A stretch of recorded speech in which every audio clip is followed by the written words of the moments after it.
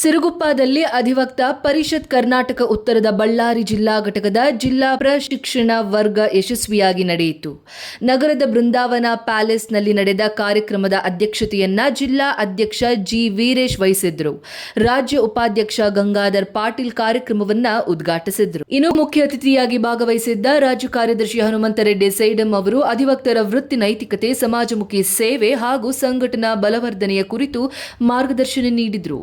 ಸಿರುಗುಪ್ಪ ವಕೀಲರ ಸಂಘದ ಅಧ್ಯಕ್ಷ ವೆಂಕೋಬ ಹಾಗೂ ಹಿರಿಯ ವಕೀಲ ಎ ಶಿವರುದ್ರಗೌಡ ಗೌರವ ಉಪಸ್ಥಿತರಿದ್ದರು. ರಾಜ್ಯ ಕಾರ್ಯಕಾರಿಣಿ ಸದಸ್ಯರಾದ ಸಿಎಂ ಗುರುಬಸವರಾಜ್ ಮತ್ತು ತಿರುಮಲ ರಾಜಶೇಖರ್ ಅವರು ವೃತ್ತಿಪರ ಕೌಶಲ್ಯ ವೃದ್ಧಿ, ನ್ಯಾಯಾಂಗದಲ್ಲಿನ ಸವಾಲುಗಳು, ಸಂಘಟನಾ ಚಟುವಟಿಕೆಗಳು ಹಾಗೂ ಸಮಾಜದೊಂದಿಗೆ ಅಧಿವಕ್ತರ ಜವಾಬ್ದಾರಿಗಳ ಕುರಿತು ಉಪನ್ಯಾಸ ನೀಡಿದರು.